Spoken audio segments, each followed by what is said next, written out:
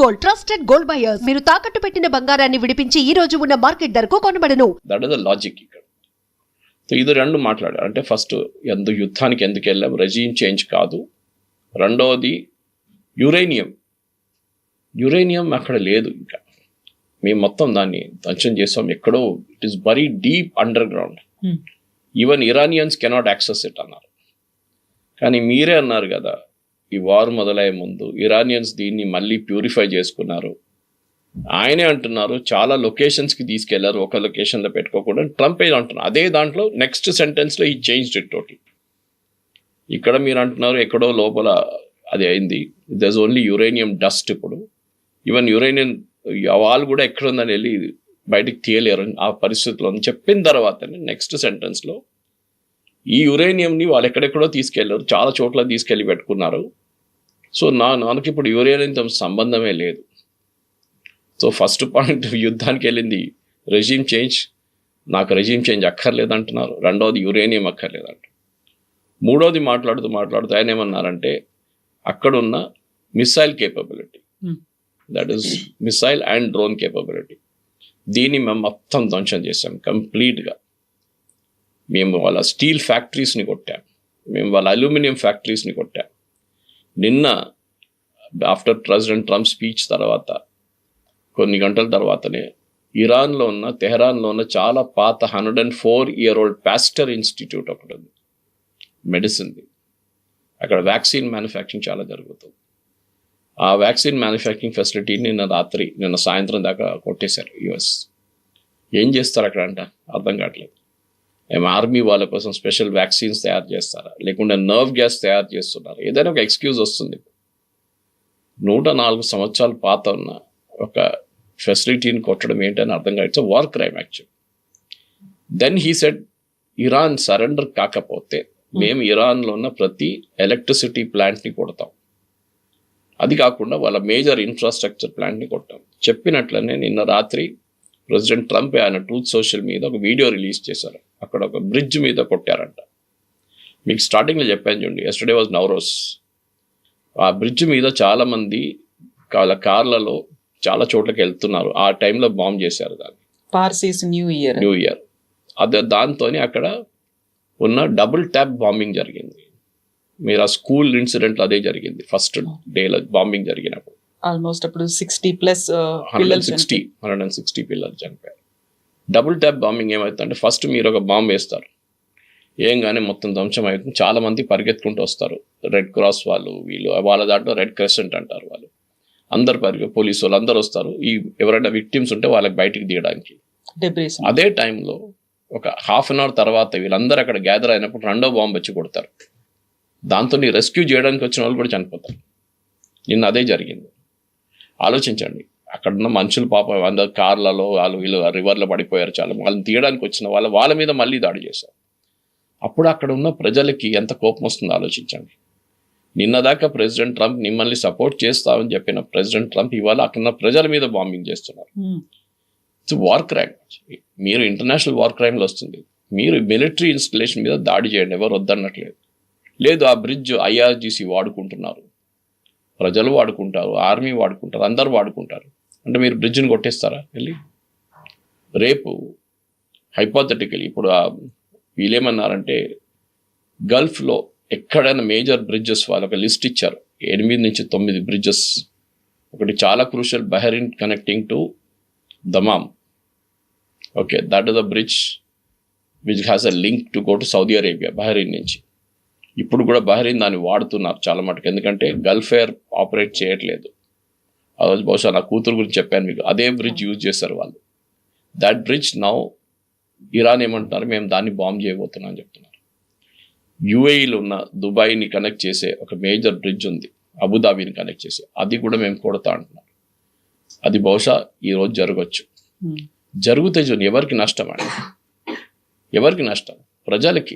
Either అబుదాబీలో ఉన్న ప్రజలకు, లేకుంటే బహ్రెయిన్లో ఉన్న ప్రజలకు, ఇరాన్లో ప్రజలకు కూడా నష్టం జరిగింది. ప్రెసిడెంట్ ట్రంప్కి ఏం పోలేదు. ఆయన ఏం అనుకుంటున్నారు అంటే, if they don't surrender after all this, నేను మళ్ళీ బాంబ్ చేస్తాను.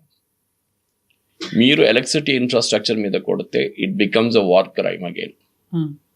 ఆయన మీద ఇంటర్నేషనల్ లెవెల్లో వార్ క్రైమ్ చేయొచ్చు, కేసు పెట్టచ్చు ట్రంప్ మీద. కానీ ఆయన పట్టించుకోవట్లేదు ఎవరి మాట. పీట్ హెస్గెత్ వాళ్ళ సెక్రటరీ ఆఫ్ వార్, ఆయనే మీరు చెప్పారు చూడండి, ఈ సాక్ ద ఆర్మీ చీఫ్ జార్జ్. ఆలోచించండి, వాళ్ళ ఆర్మీ చీఫ్ని ద మిడిల్ ఆఫ్ యుద్ధం నడిమిట్లోనే మీరు ఆర్మీ చీఫ్ని సాక్ చేస్తున్నారు. దీనికన్నా ముందు కూడా మీకు గుర్తుంటుంది, చాలా మందిని సాక్ చేశారు, అడ్మిరల్ లెవెల్ నుంచి సాక్ చేశారు, నేవీలో, ఎయిర్ ఫోర్స్లో చాలా సీనియర్ లెవెల్, ఎయిర్ మార్షల్ లెవెల్లో సాక్ చేశారు, ఆర్మీలో కూడా సాక్ చేశారు. వీళ్ళకి ఇప్పుడు ఒక ఎట్లయిపోయిందంటే ప్రొఫెషనల్ ఆర్మీ అక్కర్లేదు మాకు, మా మాట ఎవరెవరు వింటారో వాళ్ళని మేము పెట్టుకుంటాం, మిగతా వాళ్ళని మేము తీసి పడేస్తాం. ఆ లాజిక్ వచ్చేసారు. అమెరికాలో కూడా ఇప్పుడు ప్రెసిడెంట్ ట్రంప్ వ్యతిరేకంగా చాలా మటుకు అక్కడ ప్రొటెస్ట్ నడుస్తుంది. మనం చూసాం, నో కింగ్ ప్రొటెస్ట్ జరిగింది ఒకటి. రెండవది, అక్కడున్న అమెరికన్ కన్జ్యూమర్ డీజిల్, అంటే వాళ్ళ డీజిల్లో ఇప్పుడు ఆ డీజిల్ అంటే మోస్ట్ ట్రక్స్ వాడతారు, వాళ్ళు అక్కడ రైతులు వాడతారు ట్రాక్టర్ల కోసం, ఫార్మింగ్.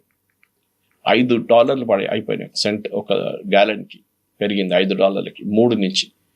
పెట్రోల్ అంటే గ్యాస్ వాళ్ళది $2 per gallon నుంచి 3-4 చేరుకుంటుంది ఇప్పుడు. అక్కడ చాలా మటుకు వ్యతిరేకత.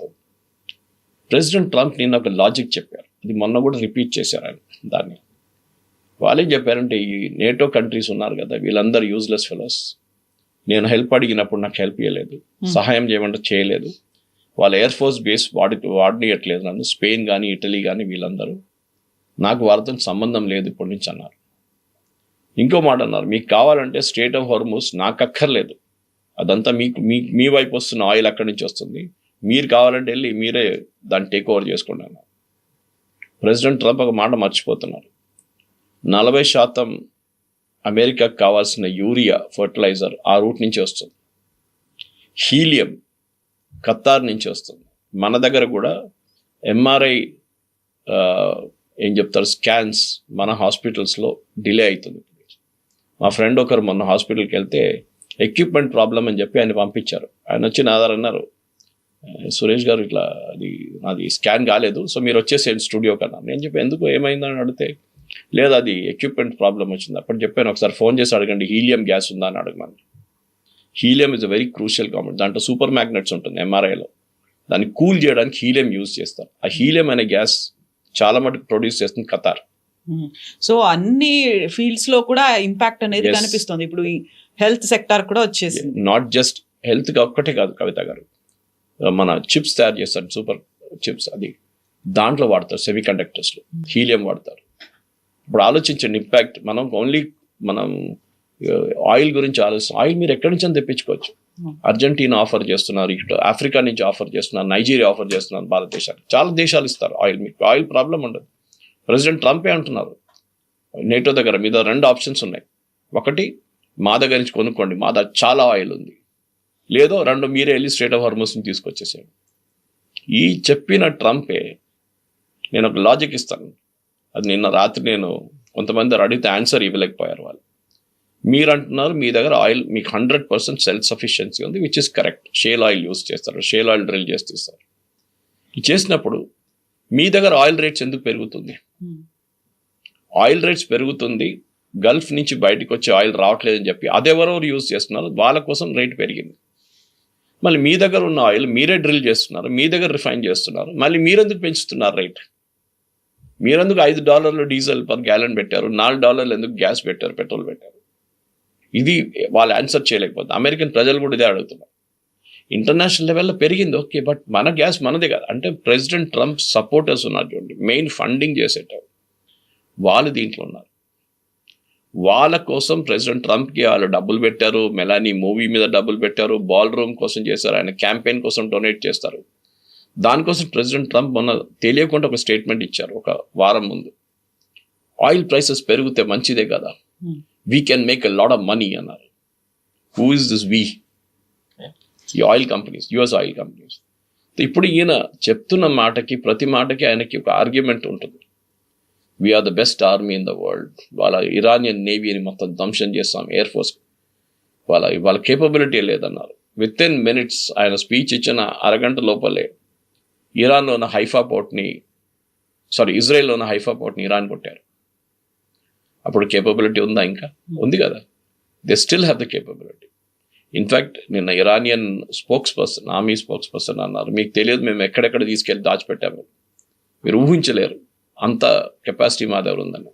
Maybe he's bluffing a bit, ఉండొచ్చు, ఒక 20% బ్లఫింగ్ ఉండొచ్చు, కానీ 80% కరెక్టే వాళ్ళ దగ్గర కెపాసిటీ ఉంది ఇంకా. సో ఈ స్పీచ్ ఇచ్చిన తర్వాత స్టాక్ మార్కెట్ యాజ్ యూజువల్ పడిపోయింది, ఆయిల్ రేట్ పెరిగింది. దాని ఆపోజిట్ ఇంపాక్ట్ ఉండాలండే. ఈయన ఒక డెడ్ లైన్ ఇస్తే నేను వారం లోపల ఫినిష్ చేసేస్తాను, కాదు 2-3 వారాలు ఇంకా నాకు కావాలని చెప్పారు. ఈయన స్ట్రాటజీ ఏంటంటే కవిత గారు, ఇప్పుడు ఇరాన్ని బాంబ్ చేసి సరెండర్ చేయడానికి ప్రెషరైజ్ చేస్తున్నారు. కానీ ఒక మాట మర్చిపోతున్నారు, Iranian resume correct, it has to go, దాంట్లో డౌట్ లేదు. ఈవెన్ నేను కూడా సపోర్ట్ చేస్తాను. Most despotic, most corrupt resume and over this religious bent of mind. అట్లాంటి ముల్లాలు గిల్లాలు ఆయతోళ్ళని అందరు తీసేయాల్సింది కరెక్ట్. ఈవెన్ వాళ్ళ IRGC is also horrible fellows. కానీ మీరు అక్కడున్న ప్రజల మీద అత్యాచారాలు చేస్తున్నారు. వీళ్ళ రికార్డ్ చూడండి కవిత గారు, వీరు ఎక్కడెక్కడ వెళ్ళారో యుఎస్, వెస్ట్ ఏషియాలో, అక్కడ మొత్తం వాళ్ళు చేసిన రెజ్యూమ్ చేంజ్ తర్వాత ఆ దేశం మొత్తం ధ్వంసమైంది. ఫస్ట్ మీరు లిబియా తీసుకోండి, మొహమ్మద్ గద్దాఫీని దింపారు, ఆయన చంపారు, ఏమైంది? ఇప్పుడు Libya is totally lawless country. Government అంటే ఉందా అంటే ఉంది, కానీ వాళ్ళకి పట్టులేదు. సిరియాకి వచ్చేసేయండి, ఆ సేమ్ థింగ్ జరిగింది. హఫీజ్ అల్ అసద్ ఇప్పుడు పారిపోయాడు, దాని తర్వాత అక్కడ జరుగుతుంది ఎవరు ఎక్కడ తెలియదు. ఒక terrorist is now their president, ఆయన మీద $10 million రివార్డ్ ఉండే ముందు నిన్న జాక్ స్టామర్తో కూర్చొని షేక్ హ్యాండ్ చేస్తున్నాడు 10 Downing బయట. ఇరాక్ వచ్చేసేయండి, ఇరాక్లో ఇప్పుడు ఇరాన్ తర్వాత అన్నిటికంటే పెద్ద దాడులు, మిసైల్ లాంచ్ చేస్తున్నారు అమెరికన్ బేసెస్ వ్యతిరేకంగా, ఇరాక్ నుంచి నడుస్తుంది. ఇరాక్లో ఉన్న ఇరాన్ సపోర్ట్ చేస్తున్న మిలిషియాస్ ఉన్నారు, వాళ్ళు చేస్తున్నారు. నిన్న అమెరికన్ ఎంబసీ, బగ్దాద్లో ఉన్న అమెరికన్ ఎంబసీ వార్నింగ్ ఇచ్చారు, అక్కడ ఉన్న ప్రజలు, ఇరాక్లో ఉన్న ఎవరైనా కానివ్వండి, మీరు ఇక్కడి నుంచి వెళ్ళిపోండి, ఎవరు ఉండకూడదు, don't even come to the embassy అన్నారు వాళ్ళు. మా ఎంబసీ మీద దాడి జరగవచ్చు ఎప్పుడైనా, డోంట్ కమ్ హియర్, మీరు రాకండి, మీరు ఏ ఫ్లైటో ఎట్ట దొరికినా కానీ ఇక్కడి నుంచి వెళ్ళిపోండి, ఇరాక్ నుంచి ఉండకూడదు అని చెప్పారు. అటువైపు మీరు ఆఫ్ఘనిస్తాన్ చూడండి, ఈ పాకిస్తాన్ సహాయంతోనే అక్కడున్న సోవియట్ రెజ్యూమ్ కానీ దాని తర్వాత వచ్చిన ఒక అల్ఖైదాని తీయడానికి కోసం తాలిబాన్ సపోర్ట్ చేసి తాలిబాన్ ఎక్కువ కూర్చోబెట్టారు. ఇప్పుడు తాలిబాన్ పాకిస్తాన్ మీద దాడి చేస్తున్నారు, అంటే వాళ్ళిద్దరు కొట్టుకుంటున్నారు.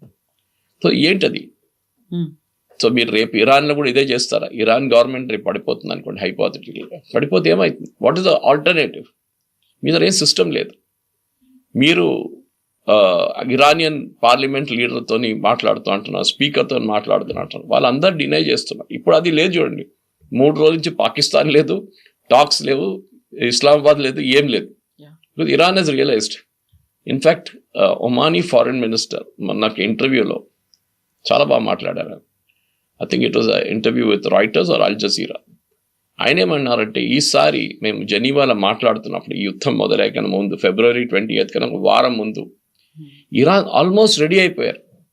అమెరికా చెప్పిన ప్రతి కండిషన్కి వాళ్ళు రెడీ అయిపోయారు యురేనియం మీద.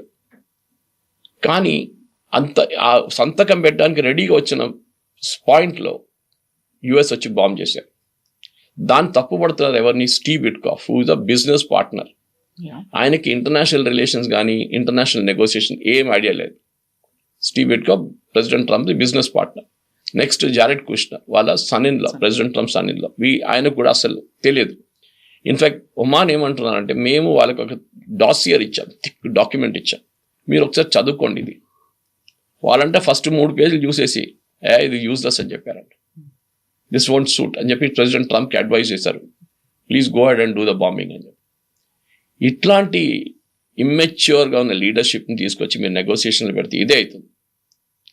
2 సార్లు, దీనికన్నా ముందు జూన్లో జరిగిన బాంబింగ్ కన్నా ఒక 10 రోజుల ముందు అగైన్ ఒమాన్ వాళ్ళ మధ్యస్థుల్లో వాళ్ళు నెగోసియేషన్ చేసి ఇరాన్ని ఒప్పించారు. మీరు చేయండి. కరెక్ట్గా ఈ మాట్లాడుతున్న టైంలో ఒక వారం తర్వాత అక్కడ బాంబు పడ్డది మళ్ళీ తెహరాన్ మీద, జూన్లో. ఈసారి అదే జరిగింది. సో ఇరాన్ అంటున్నారు, మేము ఎందుకు నెగోషియేట్ చేయాలి? 3వ సారి మేము నెగోషియేట్కి వెళ్తే, మేము సంతకం పెట్టడానికి రెడీ ఉన్నప్పుడు మళ్ళీ మా మీద బాంబు వేస్తాం. దిస్ వీ వాంట్ అలా.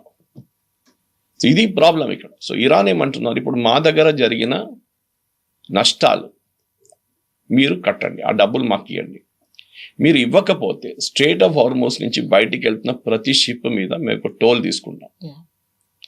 దానికి కారణం ఏం చెప్తున్నారంటే, స్ట్రేట్ ఆఫ్ హార్మోస్ అనే కవిత మనం చాలా మ్యాప్లు చూసాం.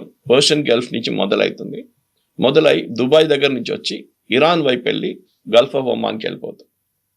ఈ హార్మోస్ అని చెప్పి ఆ పాయింట్ టెరిటోరియల్ వాటర్స్లో వస్తుంది, ఇరాన్ టెరిటోరియల్ వాటర్స్లో వస్తుంది. అంటే వాళ్ళ ఏం చెప్తారు, ఎకనామిక్ జోన్లో వస్తుంది. అది నెక్స్ట్ ఒమాన్ ఎకనామిక్ జోన్లో వస్తుంది. ఇరాన్ ఏమంటున్నారు, ఇది మా ఎకనామిక్ జోన్, ఒమాన్ ఎకనామిక్ జోన్లో వస్తుంది. సో అక్కడి నుంచి వెళ్ళే ప్రతి షిప్ మీద మాకు అధికారం ఉంది. మేము ఏం చేసుకుంటాము, మేము బాంబు వేయడం తప్పు, కానీ మేము డబ్బులు తీసుకోవాలంటే తీసుకుంటాం. మేము you have every right to take it అంటున్నారు. ఇది ఇప్పుడున్న పరిస్థితి. ఇక ఈ వారం లోపల 10 రోజులు ఏం జరుగుతుంది అనేది మనం ప్రెడిక్ట్ చేయలేం. ఇప్పుడు మళ్ళీ హిస్టరీ దాకా వెళ్తున్నారు. నేను రాతి యుగానికి తీసుకెళ్తాను ఇరాన్ని, ఆ స్టోన్ ఏజ్కి తీసుకెళ్తాను అనేది. బట్ ఇరాన్ మాత్రం అంతే స్ట్రాంగ్ కౌంటర్ ఇస్తుంది. మీద ఆఫ్టర్ ఆల్ 250 years హిస్టరీ, మా 6000 years ఓల్డ్ హిస్టరీ ఉంది, ఒక ఏన్షియంట్ హిస్టరీ ఉంది, ఫస్ట్ దాన్ని తెలుసుకోండి అనేది. అప్పటి నుంచి వీళ్ళ మీద ఇంకెవరు అటాక్ చేయలేదు, ఎవరు కాంకర్ చేయలేదు. ప్రతిసారి కూడా ఇరాన్ అలాగే స్టాండింగ్ టాల్, స్ట్రాంగ్గా ఉంది. ఈ హిస్టరీని తవ్వుకుంటూ వెళ్తూ ఉంటే ఎవరెంత బలము, ఎవరికెంత సూపర్ పవర్ ఉంది, ఎవరెంత ఆధిపత్యం చేసుకోవచ్చు అనేది చూస్తున్నారా? ప్రపంచ దేశాలకు అయ్యే ఇంపాక్ట్ గురించి ఆలోచించట్లేదా? ప్రెసిడెంట్ ట్రంప్కి ఏంటంటే I me my self attitude ఉంది అక్కడ. అది సైకాలజీలో పెద్ద ఒక సబ్జెక్ట్. అది నాసిజం, క్లోజ్గా నాసిజం అంటే నేనే, మిగతా ఎవ్వరు పనికిరారు. కొంతమంది ఉంటారు అట్లా, మన జీవితంలో కూడా చాలా మంది కలుస్తాం అన్నట్టు. I'm the most important person, మిగతా అందరు యూజ్లెస్. ప్రెసిడెంట్ ట్రంప్కి ఇదే ఉంది. దానికోసం చూడండి, నా best army in the world, best navy in the world, best air force in the world. మళ్ళీ అక్కడ నెక్స్ట్ మూమెంట్ కాగానే ఇరాన్ ఒక మిసైల్ కొడతారు. అంటే మీ దగ్గర మీ కెపాసిటీ లేదు. ఇన్ఫాక్ట్ సౌదీ అరేబియా నిన్న ఒక మేజర్ స్టేట్మెంట్ ఇచ్చారు. సౌదీలో ఒక లీడర్, సీనియర్ పొలిటికల్ లీడర్, అనేమన్నారంటే, మేము యుఎస్కి మా దగ్గర బేసెస్ ఎందుకు ఇచ్చాం, మమ్మల్ని కాపాడుకోనండి. పెద్ద ఎయిర్ ఫోర్స్ బేసెస్ ఉన్నాయి. ఖతార్లో ఉంది, దుబాయ్లో ఉంది, అంటే యుఏఈలో ఉంది, బహ్రెయిన్లో వాళ్ళ నేవల్ ఫ్లీట్ ఉంది, 5th ఫ్లీట్. అది కాకుండా మీరు కువైత్లో ఉంది. ప్రతి గల్ఫ్ కంట్రీలో వీళ్ళకి ఒక బేస్ ఉంది. మేము వాళ్ళు ఎందుకు బేస్ పెట్టుకున్నారంటే, మా మీద ఎవరో దాడి చేస్తే మీరు వచ్చి మమ్మల్ని కాపాడుకోవాలి. Now it is not possible. ఏం చేయట్లేదు వీళ్ళు, వాళ్ళ పని చూసుకుంటున్నారు. అమెరికా వాళ్ళ బేస్ వైపు ఏమైనా వస్తుంటే దాన్ని ట్యాకిల్ చేసుకుంటున్నారు. మా బిల్డింగ్ల మీద, మా బ్రిడ్జ్ల మీద, మా రిఫైనరీ మీద పడుతున్నారు. మీరేం చేయట్లేదు ఎందుకు అని అడుగుతున్నారు. ఇట్లనే నేటోని కూడా తిట్టారు. మీరు చూసారు నేటో గురించి ఏమన్నారు, మోస్ట్ యూజ్లెస్ ఫెలోస్, నాకు కావాలన్నప్పుడు రాలేదు, we are going to pull out of NATO అన్నారు. అది కూడా ఆయనకి వాళ్ళ కాన్స్టిట్యూషన్ గురించి అసలు తెలియదు. 2022, 2023లో ఇక్కడ I think one of those 2 years US కాన్స్టిట్యూషన్లో ఒక మార్పు తీసుకొచ్చారు. అక్కడున్న వాళ్ళ ఎంపీస్, అంటే కాంగ్రెస్ మ్యాన్ ఏం చేశారంటే, నేటో నుంచి బయటికి రావాలి. ఇది బైడెన్ టైంలో జరిగింది. నేటో నుంచి బయటికి రావాలనో అంటే యుఎస్ కాంగ్రెస్లో 2/3 మెజారిటీతో అప్రూవల్ తీసుకోవాలి. 2/3 మెజారిటీ. మన దగ్గర కూడా అంతే, కాన్స్టిట్యూషన్ మార్చాలంటే 2/3 మెజారిటీ కావాలి. తో ప్రెసిడెంట్ ట్రంప్కి తెలియదా, రాలేడు బయటికి. అఫ్ కోర్స్ ఈ కెన్ ఆల్వేస్ సే దట్ నేను నేటోతో సంబంధం లేదు, మేమేం చేయమని చెప్పేసి. ఇప్పుడు ఏమైపోయిందంటే, అమెరికన్ కామెంటేటర్స్ అదే అంటున్నారు, లోకానికి ఒక మెసేజ్, అంటే ఒక క్లారిటీ వచ్చేసింది. అమెరికా లేకుండా కూడా మేము లోకం నడిపించవచ్చు. ముందు ఒక యాటిట్యూడ్ ఉంది, అమెరికా ఉంటేనే మనకి the world will go on అని. ఇప్పుడు కియర్ స్టార్మర్ కానీ, Italian prime minister, French president Macron, వీళ్ళెవరైనా వీళ్ళకి తెలిసిపోయింది that without America we can survive. మీరు చూడండి, ఒక పర్సనల్ అటాక్ ఎప్పుడు చేయకూడదు. ప్రెసిడెంట్ ట్రంప్ మన ఒక ప్రైవేట్ ఫంక్షన్లో మాట్లాడుతూ ప్రెసిడెంట్ మ్యాక్రాన్ వాళ్ళ వైఫ్ గురించి ఉన్న ఒక కామెంట్ చేశారు, విచ్ ఇస్ హైలీ అన్ఎథికల్. ఆవిడ కొట్టింది, ఈయన గాయాలతో బాధపడుతున్నాడు. మీరు వాళ్ళ నడిమిట్లో ఏమైనా ఉండొచ్చు. She said I జోకింగ్లీ did it. కొంతమంది చేస్తారు చూడండి, కొట్ట ఆ ఫోటో వచ్చింది, కొడుతున్నాడని ఈయన. మీరెందుకు రేపు మీరు మెలనీ నడిమిట్లో ఉన్న రిలేషన్షిప్ గురించి మాట్లాడితే చాలా స్టోరీస్ ఉన్నాయి దాంట్లో కూడా. అంటే ఇంటర్నేషనల్ లెవెల్ మీరు ఏదో గల్లీలో ఉన్న లీడర్ కాదు, you are president of United States of America. మీరు ఆ మెచ్యూరిటీ చూపించాలి. ప్రెసిడెంట్ ట్రంప్ వాళ్ళ మ్యాక్రాన్ వాళ్ళ ఫ్యామిలీ లైఫ్ని ఎందుకు పబ్లిక్లో గుంజుకొని తీసుకొస్తున్నారు? మనకు అందరు తెలిసిందే ప్రెసిడెంట్ ట్రంప్ ఎప్స్టీన్ ఫైల్స్లో ఏం జరిగింది అంతా. దానికే ప్యామ్ బాండీని సాక్ చేశారు నిన్న. ఎందుకంటే షీ డిడ్ంట్ డిఫెండ్ హిమ్ అంటున్నారు కాంగ్రెస్లో, యుఎస్ కాంగ్రెస్లో. అది కాదు, ఆమెనే చాలా మటుకు ఫైల్స్ ఆపిపెట్టింది. ఇప్పుడు ఆమెను సుప్పేన చేసి పిలిపిస్తున్నారు టెస్టిఫై చేయమని చెప్పేసి. దాన్ని ఆపడానికి ఆమెతో రాజీనామా చేయించేశారు. అట్లీస్ట్ టెంపరీగా ప్రాబ్లం వెళ్ళిపోతుంది. ఈ ప్రెసిడెంట్ ట్రంప్ ప్రాబ్లం ఇది. ఆయనకి నేను ఒక జీవితంలో తప్పు చేశానని చెప్పడానికి ఆయన చేయడు. That's the greatest attitude, greatest ఒక credibility of a human being ఏంటంటే నాతోనే ఒక తప్పు అయింది, sorry, okay, I will correct it, let us move on. ఎవరైనా జీవితంలో అందరు తప్పులు చేస్తారు. వీఆర్ నాట్ గాడ్స్, మన దేవుళ్ళుగా మనం. ప్రైడ్ అండ్ ప్రెజుడిస్ అంటారు. సో ఆయనకి ఏంటో అర్థం కావట్లేదు. మీరు ఆలోచించండి, నేటోని తిడుతున్నారు, మ్యాక్రాన్ చెప్తున్నారు, స్టామర్ని యూజ్లెస్ ఫెలో అన్నారు, స్పానిష్ ప్రైమ్ మినిస్టర్ ఇంకా తిట్టాడు. వాళ్ళు వాళ్ళ సొంతమైన ఏం చెప్తారు ప్రొటెక్షన్ చూసుకుంటున్నారు. ఇప్పుడు చూడండి, అమెరికన్ కంపెనీస్ మొత్తం లిస్ట్ తీశారు ఇరాన్. వీళ్ళందరి మీద మేము దాడి చేయబోతున్నాం.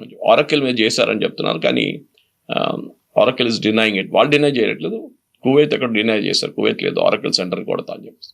కానీ అమెజాన్ వెబ్ సర్వీసెస్ మీద కొట్టారు, మైక్రోసాఫ్ట్ని కొడతా అంటున్నారు. అక్కడ పెద్ద పెద్ద కంపెనీలు ఉన్నాయి దుబాయ్లో కానీ మిగతా రాష్ట్రాలు. అందరినీ మేము అమెరికన్ కంపెనీస్ ఎక్కడుంది వాళ్ళ మీద దాడి, అక్కడున్న ఎంప్లాయీస్ సంగతి ఆలోచించాం, వాళ్ళ మైండ్ సెట్ ఆలోచించాం. మేము ఏం తప్పు చేసాం, రేపు కావాలంటే వీళ్ళు రీరిజిస్టర్ చేసుకుంటారు, మేము అమెరికన్ కంపెనీ కాదు, మేము జర్మన్ కంపెనీ అయిపోతామంటారు.